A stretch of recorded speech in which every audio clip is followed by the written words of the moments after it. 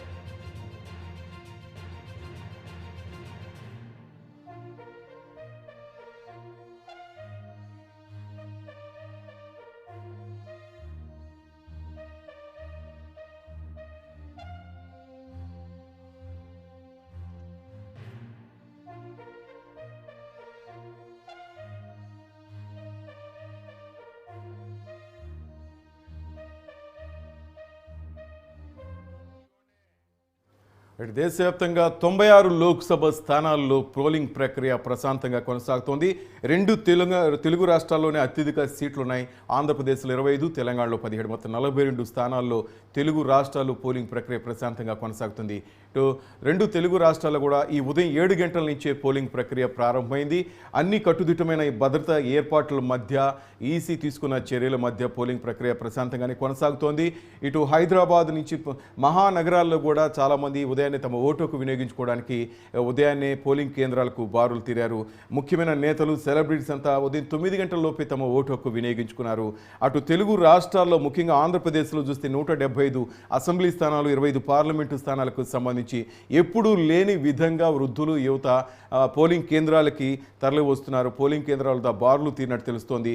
పిఠాపురం ఇలా కొన్ని ఏరియాలో, గాజువాక లాంటి ఏరియాల్లో అయితే 2 గంటల సమయం పడుతోంది ఓటుకు వినియోగించుకోవడానికి. అక్కడ కూడా అధికారులతో ఏర్పాట్లు చేస్తున్నారు. త్వరగా తమ ఓటుకు వినియోగించుకునేట్టు ప్రయత్నాలు చేస్తున్నారు. జనం పోటెత్తుతున్నారు. జాతరను తలపిస్తున్నాయి పోలింగ్ కేంద్రాలు. పోలింగ్ కేంద్రాలకు ఓటర్లు పోటెత్తడంతో చాలా చోట్ల కూడా పోలింగ్ ప్రక్రియ ఆలస్యం అవుతుంది. కొన్ని చోట్ల పల్నాడు జిల్లా అయితేనేమి, అటు అన్నమయ్య జిల్లా, ఇటు కడప జిల్లా కొన్ని ప్రాంతాల్లో కొంతమంది దుండగలు ఈవీఎంలు ధ్వంసం చేయటం, కొన్ని చెదురుమదురు ఘటనలు మినహా, స్వల్ప ఘర్షణల మినహా పోలింగ్ ప్రక్రియ ప్రశాంతంగా కొనసాగుతుంది. అన్ని చోట్ల కూడా హింసాత్మక సంఘటనలు జరిగిన చోట్ల ఈసీ ఆరా తీస్తోంది. ఈ ఘర్షణలపై రిపోర్ట్ పంపించమని అధికారులను అడుగుతోంది. కొన్ని చోట్ల ఈవీఎంలు మొరాయించడం, వాటిని అక్కడికడే అధికారులు సరిదిద్దడంతో అక్కడ కూడా కొంత లేటుగా పోలింగ్ ప్రక్రియ ప్రారంభమైనట్టు తెలుస్తోంది.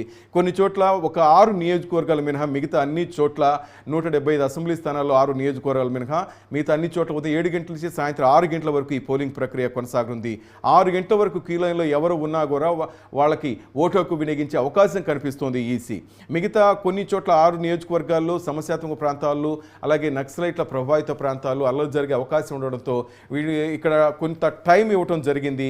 అరకు, పాడేరు, రంపచోడు నియోజకవర్గాల్లో 7 నుంచి 4 గంటల వరకు, పాలకొండ, కురుపాం, సాలూరులో 7 నుంచి 5 గంటల వరకు ఈ పోలింగ్ ప్రక్రియ కొనసాగుంది. ఇటు తెలంగాణలో కూడా కొన్ని చోట్ల పోలింగ్ సమయాల్లో కోత విధించడం జరిగింది.